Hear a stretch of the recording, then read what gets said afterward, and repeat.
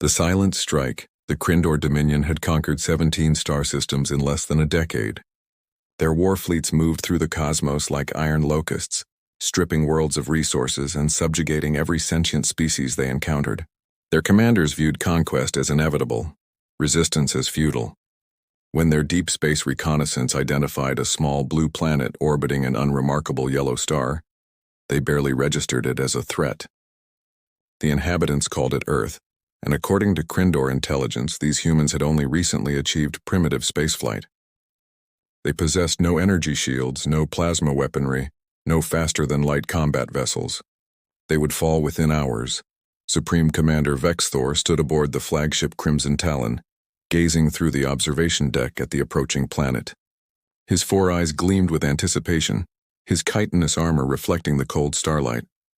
Behind him, tactical officers monitored their battle formations. 300 warships arranged in perfect attack configuration, their hulls bristling with weapons capable of reducing continents to ash. The invasion plan was simple and brutal. Orbital bombardment would cripple major population centers within the first hour. Ground forces would deploy immediately after, securing strategic locations and neutralizing any remaining resistance.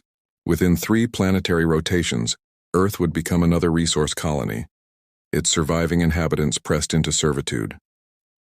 Vexthor allowed himself a moment of satisfaction. The Krindor Empire had never lost a conquest. Their military doctrine had been refined through centuries of warfare, their technology reverse-engineered from a dozen vanquished civilizations. These humans, with their chemical rockets and electromagnetic communications, represented nothing more than a minor cataloging exercise. He activated the fleet-wide channel, his mandibles clicking with authority. His voice resonated through every ship, every soldier preparing for deployment. The moment of triumph had arrived. But as his fleet crossed the boundary of Earth's gravitational influence, something unexpected happened. Nothing. The planet's primitive satellites continued their lazy orbits. No defense platforms powered up, no missile batteries locked onto his ships, no desperate transmissions flooded the communication channels. The silence was absolute, almost eerie. Vexthor frowned, his tactical instincts prickling with unease. Perhaps the humans had already surrendered, recognizing the futility of resistance, or perhaps their detection systems were even more primitive than intelligence suggested. Either way, the invasion would proceed as planned. His weapons officer initiated targeting sequences, selecting the largest population centers for the opening salvo. Particle beam cannons hummed to life, charging with enough energy to carve through planetary crust. Vexthor raised his primary claw to give the command. Then every screen on the bridge went dark. Not flickering, not damaged, simply dark, as if someone had reached across space and turned them off. Emergency lighting activated immediately, bathing the command center in crimson illumination.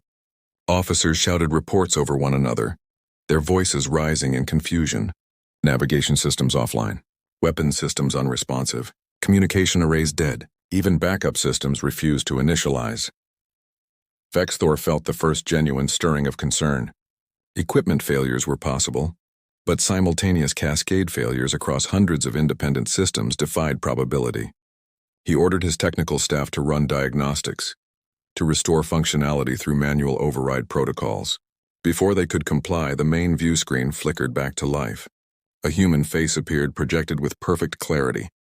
A woman, her features calm and composed, her eyes reflecting intelligence and something else, quiet confidence. She spoke in flawless Krindor, her pronunciation impeccable. Her words carried no threat, no anger, only a simple observation. The invasion was over before it had begun. Vexthor's mandibles parted in disbelief. Impossible. The transmission should not penetrate their encrypted channels. The technology required to hijack every ship simultaneously exceeded anything in Krindor capability. The woman continued speaking, explaining with patient precision exactly what had happened. Every ship in his fleet now operated under human control. Every weapon, every engine, every life support system responded to Earth's command. His soldiers were not prisoners, she assured him, but guests who had gravely misunderstood their hosts. She offered him 2 choices: withdraw immediately and carry a message back to his empire, or remain in orbit while humanity decided what to do with 300 warships they no longer needed. The Supreme Commander struggled to process the implications. His most secure systems compromised in seconds. His entire invasion force rendered impotent without a single shot fired. The technological gap he assumed favored the Krindor had been reversed so completely, so overwhelmingly, that resistance seemed absurd. His tactical officer managed to restore partial sensor function, and what those sensors revealed made Vexthor's blood run cold. Earth's orbital space was not empty. Hundreds of objects hung in perfect formation around the planet, visible now that human stealth technology had been deactivated. They were ships, but unlike any vessels in Krindor records, sleek, organic-looking craft that seemed to fold space around themselves. Defensive platforms that pulsed with contained energy signatures, magnitudes beyond anything his empire had developed. The woman on the screen seemed to read his thoughts. She explained that humanity had anticipated first contact for generations. They had prepared, studied, built, and waited. Earth had observed the Krindor expansion with growing concern, watching how the Empire treated conquered worlds. Humanity had made a collective decision. They would not be conquered. They would not be subjects. And they would not allow the Krindor to continue their campaign of subjugation unchallenged.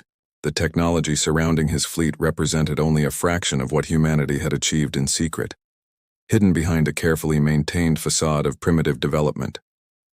The chemical rockets and radio telescopes were real, but they were museum pieces, artifacts of an earlier age kept operational precisely to maintain the illusion of weakness. Vexthor felt something unfamiliar crawl through his consciousness. Fear, not the tactical concern of a difficult battle, but existential dread at confronting a force so far beyond his understanding. The human woman gave him 12 hours to make his decision. The channel closed, leaving him staring at the now restored tactical displays. His fleet hung motionless in Earth's gravity well, every ship utterly compromised. His officers looked to him for orders, but what orders could he give? They were already defeated, and the battle had never begun. In all his years of conquest, in all the Krindor's proud military history, nothing had prepared him for this moment. Outside the viewport, Earth continued its serene rotation. Cities glittered on the night side, peaceful and untouched. Somewhere down there, billions of humans went about their lives, secure in defenses Vexthor could neither see nor comprehend. The most disturbing realization crystallized in his mind. The woman had spoken of humanity's reluctance to harm his crews. She mentioned potential uses for captured warships, but her tone had carried no malice, no triumph, only professional efficiency. To these humans, the mighty Krindor Dominion represented not a threat but an administrative problem. They had been outclassed so thoroughly that humanity seemed almost bored by the encounter. The Supreme Commander made his choice. He would withdraw, as offered. He would carry the message back to the Krindor High Command. But he knew with certainty that the Empire would not believe him. They would demand proof, verification, perhaps even send a larger fleet to investigate, and when they did, Vexthor suspected humanity would provide all the proof necessary. He had come to conquer Earth expecting glory and advancement. Instead, he had discovered that humanity was not prey. They were something far more dangerous. Predators who had learned to hunt among the stars while pretending to be prey. The galaxy would never be the same. The Reckoning, the Krindor High Command did not believe Supreme Commander Vexthor's report. How could they? An entire invasion fleet neutralized without firing a shot, primitive humans wielding technology beyond Krindor understanding. The story seemed designed to excuse failure, to mask incompetence with elaborate fantasy. 3 admirals were dispatched to Earth with instructions to complete the conquest and bring Vexthor back in chains for court-martial. The second fleet dwarfed the first. 900 warships, 3 times the firepower, accompanied by siege platforms capable of cracking planets. This time there would be no mistakes. This time, humanity would learn the price of humiliating the Dominion. Admiral Korvash commanded the Armada from the massive dreadnought Eternal Wrath, a vessel whose construction had consumed the resources of an entire moon. He had studied Vexthor's testimony with contempt, dismissing it as cowardice masquerading as caution. The footage of the human transmission appeared authentic, but Korvash suspected elaborate digital fabrication. Humans capturing Krindor ships? Absurd. More likely Vexthor had experienced cascading technical failures, possibly sabotage from within his own crew, and invented this story to preserve his reputation. Regardless of what had actually occurred, This new fleet would rectify the situation. Earth would burn, and the Dominion's reputation would be restored. As the Armada approached Earth's solar system, Corvash implemented enhanced security protocols. All ships maintained communications blackout except for laser-tight encrypted channels. Electronic warfare specialists monitored every frequency for intrusion attempts. Weapons remained cold until the final approach to prevent premature detection. The fleet emerged from faster-than-light travel at the system's edge, proceeding toward the blue planet with methodical precision. Sensors detected the same primitive satellites, the same absence of visible defenses. Corvash smiled grimly. Whatever had defeated Vexthor, it would not surprise him. The attack commenced at maximum range. Siege platforms unleashed kinetic projectiles accelerated to relativistic speeds, each impact carrying the force of nuclear detonation. Dreadnoughts fired particle beams that could vaporize mountains. Smaller frigates launched swarms of autonomous weapons designed to seek and destroy any defensive emplacements. The barrage represented enough destructive power to sterilize a continent, and it was only the opening salvo. Corvash watched the tactical display, counting down seconds until impact. Earth's defensive response would reveal the truth behind Vexthor's claims. If these humans possessed any real capability, they would reveal it now or be annihilated. The projectiles never reached their targets. Impossible as it seemed, they simply stopped. Not deflected, not destroyed, frozen in space as if the universe itself had paused. Energy beams dissipated harmlessly against invisible barriers that appeared only when struck. Autonomous weapons went dormant mid-flight, their programming overwritten in microseconds. Corvash stared at his displays in mounting disbelief. His officers frantically adjusted sensors, convinced the equipment was malfunctioning. But the readings were accurate. Everything his fleet had thrown at Earth had been neutralized so casually, so effortlessly, that the planet's defenders seemed to be demonstrating superiority rather than fighting. Then the real response began. Space around the Krindor fleet rippled with strange distortions. Ships that had hidden themselves in dimensional folds materialized by the hundreds, their hulls covered in materials that seemed to drink in starlight. They moved with impossible grace, ignoring conventional physics as they maneuvered through formations that should have torn them apart. But they did not attack. Instead, they broadcast on every frequency in every Krindor dialect and subordinate language spoken throughout the Empire. The message was simple and devastating. Humanity was prepared to defend itself but preferred peace.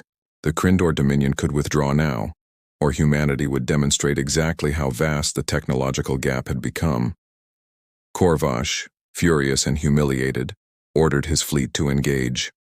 900 warships opened fire simultaneously, filling space with enough destructive force to glass a dozen worlds. For 3 seconds, the void between fleets blazed with lethal light.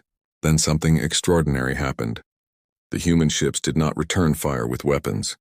Instead, they emitted pulses that seemed to rewrite reality in localized bubbles. Every Krindor projectile, every energy beam, every explosive warhead simply ceased to be. Not blocked, not countered, erased from existence as if the universe had decided they were errors to be corrected. The silence that followed was more terrifying than any explosion. A new transmission arrived, this time on Corvash's personal command channel. A different human appeared. An older man with silver hair and eyes that had seen too much.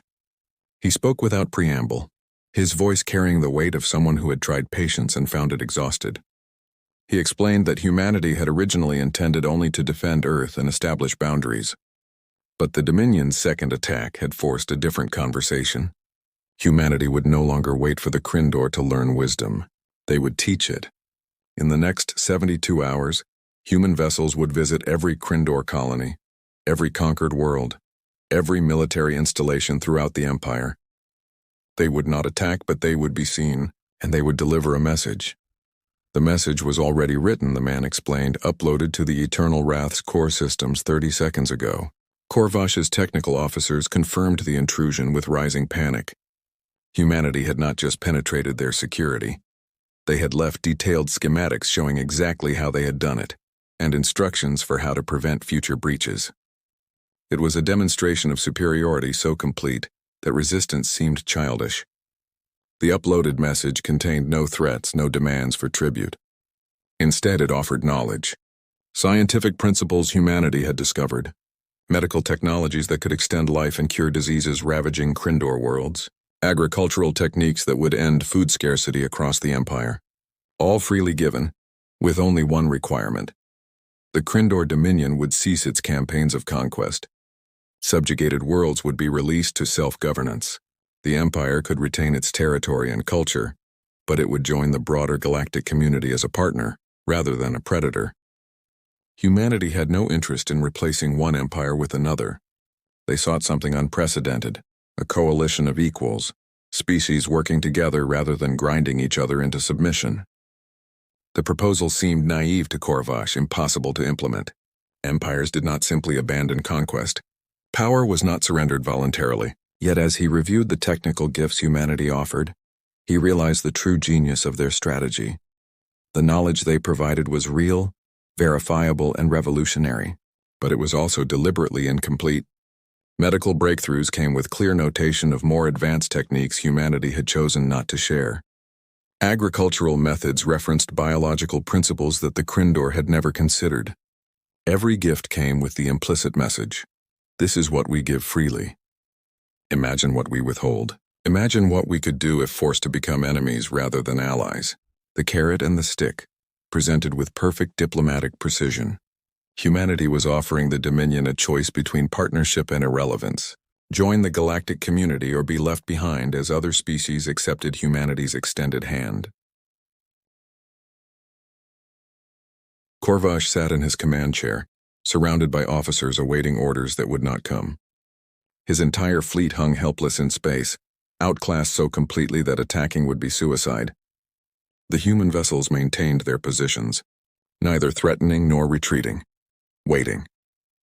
The Admiral accessed the complete message file, reading through hundreds of pages of scientific data, cultural analysis, and proposed treaty frameworks. It was comprehensive, carefully considered, and clearly the product of decades of preparation. These humans had not stumbled into power. They had achieved it through patient research, unified effort, and strategic planning that spanned generations. One section of the document caught his attention. It detailed how humanity had monitored the Krindor expansion, had seen the pattern of conquest and subjugation, and had made a conscious decision to remain hidden until confronted directly. They had watched the Dominion's treatment of conquered species with growing concern, debating intervention versus isolation. The deciding factor had been simple humanity. When Vexthor's fleet had arrived, Earth could have destroyed it instantly. Instead, they had chosen the path of minimal harm, offering withdrawal over annihilation. That decision revealed more about human nature than any weapons demonstration. They possessed the power to destroy but preferred the discipline of restraint. Corvash authorized a fleet-wide stand-down order. He composed a response to the human transmission, requesting formal negotiations and acknowledging that continued hostilities would be counterproductive. The words tasted like defeat, but strategic reality demanded acceptance. The Krindor Dominion had encountered a force it could not conquer, could not comprehend, and could not safely ignore. Partnership might salvage something from this disaster. The alternative was watching the Empire crumble as other species aligned with humanity, gaining access to technologies that would render Krindor power obsolete. Pride had led them to Earth. Pragmatism would lead them to the negotiating table. The human response came within minutes. Coordinates for a neutral meeting station, proposed delegation sizes, and a timeline for initial discussions. Professional, courteous, and completely confident. As the Krindor fleet began its withdrawal, Corvash allowed himself one final look at Earth through the viewport. The planet hung peaceful and beautiful, utterly untouched by the massive battle that had almost occurred. He realized with sudden clarity that humanity had never been in danger. This entire confrontation had been their way of making first contact, of establishing parameters for future interaction. They had turned an invasion into a diplomatic opening, transforming would-be conquerors into potential partners. 3 months later, Corvash stood in the Hall of Unity, a space station humanity had constructed specifically for interspecies dialogue. Representatives from 17 civilizations gathered for the historic summit. Species the Krindor had conquered now sat as equals, their voices heard and respected. The Dominion had agreed to transitional governance protocols, gradually releasing control over subjugated worlds. In exchange, they gained access to technologies that would revolutionize their society. Medical advances were already saving millions of Krindor lives. Agricultural methods were ending food scarcity. The Empire was transforming from within, adapting to a new reality. Korvash found himself in conversation with the same older human man who had appeared on his screen during the standoff. The man introduced himself as Ambassador Chen, one of Earth's senior diplomatic officers. They discussed the transition process, the challenges of reforming an empire built on conquest. Chen listened carefully, offered suggestions, but never dictated terms. It was a novel experience for the Admiral, being treated as a colleague rather than a superior or subordinate. The conversation drifted to humanity's remarkable technological achievements. Korvash asked the question that had haunted him since the first encounter. How had humanity achieved so much while remaining hidden? Ambassador Chen smiled, a warm expression that crinkled the corners of his eyes. He explained that humanity had advantages beyond technology. They had diversity, thousands of cultures, languages, and perspectives that fostered innovation through creative friction. They had history, millennia of conflict and cooperation that taught them the value of both strength and diplomacy. Most importantly, they had imagination, the ability to envision better futures and work collaboratively toward achieving them. Earth's greatest weapon was not their dimensional drives or reality editing fields. It was the stubborn human insistence that impossible problems had discoverable solutions. They had looked at the stars and decided to master them, not through conquest but through understanding. The summit concluded with the signing of the Galactic Accord, a framework for peaceful coexistence and mutual advancement. Every species present contributed to the document, their unique perspectives shaping a truly collaborative vision. The Krindor Dominion signed as an equal partner. Their conquest days officially ended. As Korvash placed his mark on the historic treaty, he reflected on how completely his understanding of power had transformed. Strength was not measured solely in weapons or conquered worlds. True power came from the ability to inspire rather than compel, to build rather than destroy, to turn enemies into allies through demonstrated wisdom. Earth had revealed humanity's existence to the galaxy, not through grand proclamations, but through necessary defense. They had transformed an invasion into an opportunity, showing dozens of species that alternatives to endless conflict existed. The humans had been coming all along, not as conquerors but as catalysts for change. They had seen the galaxy's pattern of domination and decided to offer a different path. And species after species, given the choice between fear and hope, began choosing hope. The invaders had come to conquer Earth, never imagining that humanity would conquer not through force but through vision, demonstrating that the future belonged to those brave enough to imagine it differently.